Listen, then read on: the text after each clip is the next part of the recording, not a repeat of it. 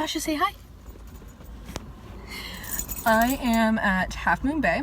I'm at Surfers Beach. Black belt training, beach training is starting up again, and I am not in any shape to do it because I have not been doing it for the last 6 months.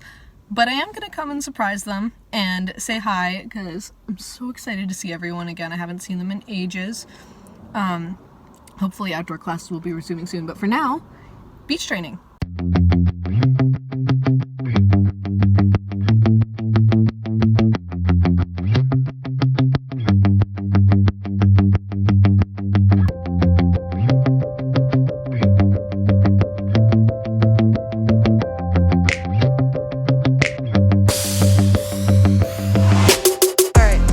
Sasha and I went and said hi.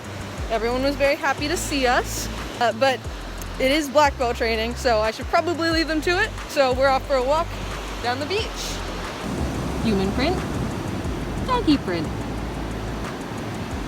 And I've actually just noticed we've gone past the long trail of footsteps. I think they ended at the rock. I mean, obviously there's footsteps everywhere, but the footsteps of the black belt candidates, like where you can see it's like 20 people running in a line, those have ended, so we're past where they ran to. I don't think we've gone that far. Like, it's definitely not been a mile. Usually we do a mile out and a mile back, but I don't know. We're at a different beach this time, so I don't know. They probably just said go to the rocks. You know I'd be climbing all over those rocks, but got a dog to look after, and I don't think she'd make it that well up there. Look at that. So I got to this like awesome bridge thing. You know I'd be climbing it if I didn't have a dog and if I had someone to hold the camera to take a picture of me up there, but for now we can just look at it. Anyway, I think this is as good a time as I need to turn back because I can't see them in the distance. I mean, I know I've got a lot of time to kill, but I do want to watch them for a bit, you know. And we're back on the trail of the black belt candidates' footsteps. You can see that whole line pounded up in the sand. That's them. Pretty impressive. Hard with their one-legged hops through the dry sand. They're all annoyed at me because I'm not doing the actual training. But let's be real, I'm not in shape. I think it would actually kill me. So I'll try and get in shape and maybe I'll do it next time. We'll see. But there's a fine line between a good workout and like actually dying. You got 1 minute. Dig a hole. Up to your knees.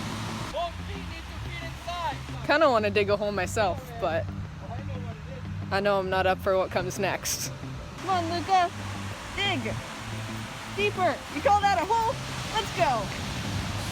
Alex just been glaring at me because I'm not doing the training.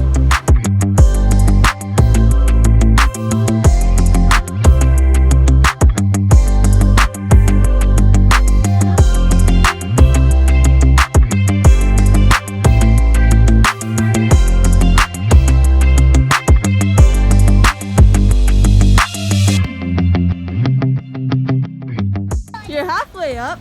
That's all. That's all? Yep. All right.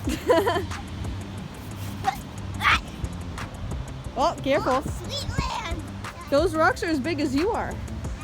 I'm scared they'll fall. They're not gonna fall. Are you sure? I'm sure. So as you can see by the setup in my driveway here, I've had my ceramics camp going. It's Sunday now, so I have to get the kids' stuff out of the kiln and like wrap it up and put it in a bag so they can pick it up. So this was just a bisque fire for the pieces that didn't dry in time for them to paint them. So it's not that exciting, but it looks like everything came out pretty nicely. Those are Camille's things, which I think came out super cool. I mean, look at that. Look at the inside of that. That's so great. Look at these ones. So it's Monday night, and I'm trying to put together a playlist for my campers. I've got the list that they came up with, which looks like a lot, except that each of these things is just one song. So far we've got the Peppa Pig theme song, Sophia the First theme song, My Little Ponies theme song, the Frozen soundtrack, both of them, Under the Sea, Beauty and the Beast, You Got a Friend in Me, and the H2O theme song. So I'm not judging. I'll probably just throw a bunch of Disney in. Alright, I'm setting up for day 2 of my camp now. This is my setup. 6-foot long tables, one kid on each end. Every kid's got their own tools. It's such a pain, but it's what we got to do. Hand sanitizer on every table. I know there are twice as many of them than last week, but they probably made like in one day about 4 times as much as my other kids made in like a week. My group this week is a lot of fun, but they are also quite exhausting. They're fun, but you know, as an introvert and as the responsible adult, it's a lot. Hi guys, my name is, oh wait, shoot, I have to keep it horizontal. Hi guys, this is Charlotte's vlog. Today is June 16th, I think, and we're at ceramics camp. Let's interview some people. Nova. Nova. Yeah. How would you rate Charlotte's camp out of 10? I rate 10, 11 out of 10 because it's amazing. Okay, thank you very much, Nova. Let's go on to Parmees. Parmees, what would you like to say about Charlotte's camp? I love it. It's fun, and I don't think I would have done this if it weren't for her. I would like to say that that is not social distancing. If you guys should step apart. Oh shoot! Okay. Hi, I'm making clay. What's your favorite thing Charlotte has taught you? Karate. I did not teach her this. Charlotte definitely taught me this. I tried to teach her some. Oh boy. I tried to teach her something last year, and this is what she got out of it. Clearly, I'm an awful teacher. I can't. You realize I can't show any of my martial arts friends this. Like I can't I can't put this on my vlog now because this is just so embarrassing. You can't put it on your blog and be like, my favorite martial arts student. My best student ever. Oh my god. I tried to teach them a tornado kick because they really wanted to learn one. I think they're trying to do a double punch. Yeah, we did a belt ceremony for Laura because she wanted to be a black belt, so we gave her a sweatshirt and made her a sweatshirt belt. I'm actually pro now. Yeah. I know. The haters are out there. But honestly, I figured out how to make their hate comments compliments. So yeah, haters. Yeah, wait, with my big Are you still recording me? Yeah. Oh, you want to see a scary face I can make?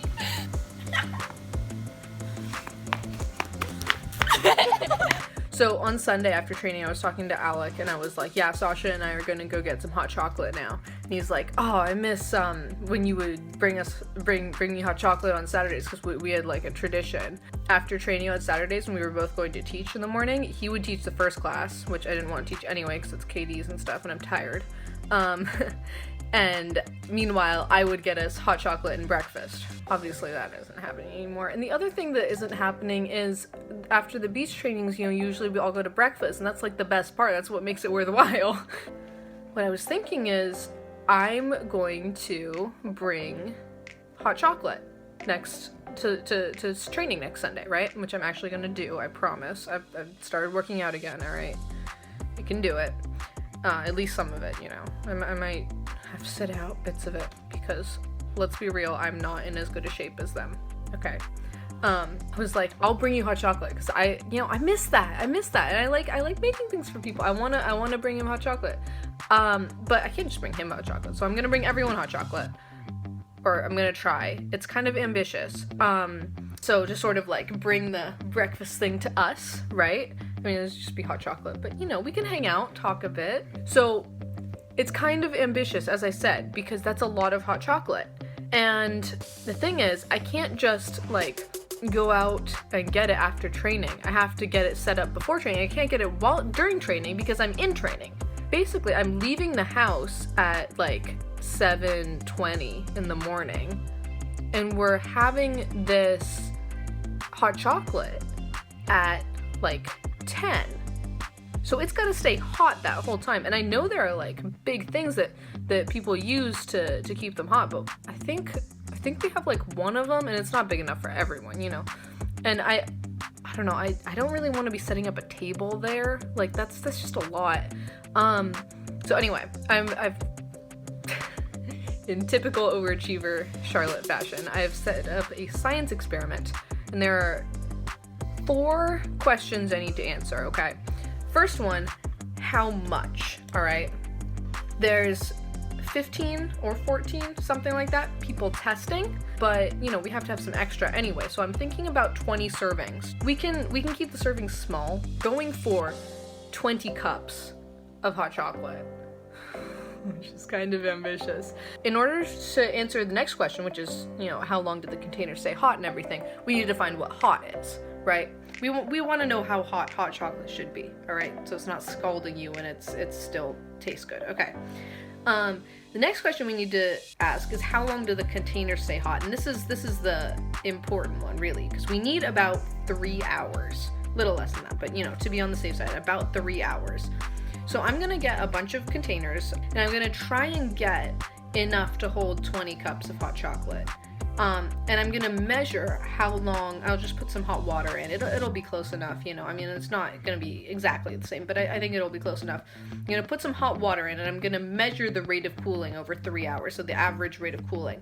I've written this up here, got a data table and everything. And then of course the 4th question is the recipe, because you know me. I can't just make normal hot chocolate. There's gotta be something special. So I need to make some hot chocolate that will make people say, wow, this is so good. You made this for everyone, you know, not just like your standard hot chocolate, you know, not from those like little packets, you know. Let's get to it. All right, this is the lineup that I'm testing. We've got this big one, which I have full confidence in, but it's not big enough, which is why we've got the other ones that we're testing. So now I'm just measuring the volume to see how much we can get. This one's at about 8 cups, so that's good. That's like 2/5 the way there already.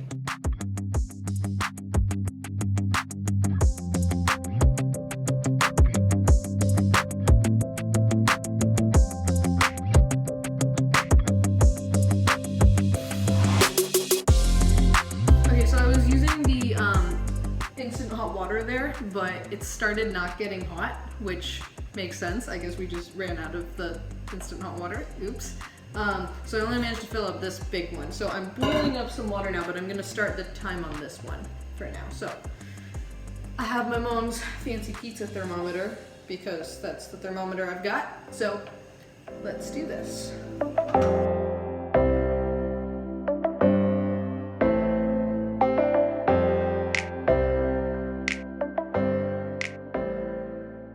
Alright, while the water is boiling over there, I'm gonna try and see what the best temperature is for the hot chocolate. So, I've got 3 different temperatures of hot chocolate, and we're gonna see which one's the best, or if any of them. 121.8. Don't mind if I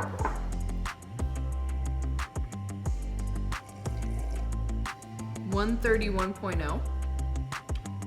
140.9. So I'm thinking the 130 is pretty good. Maybe somewhere between 120 and 130. Seems good to me. Now I have 3 cups of hot chocolate to drink. Okay, quick check-in on that from the future here. I've decided that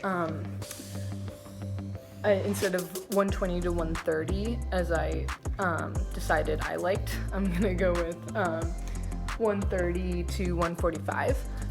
Because I think I like my drinks a little bit colder than some people do, but also because it will be cold outside, so little change there.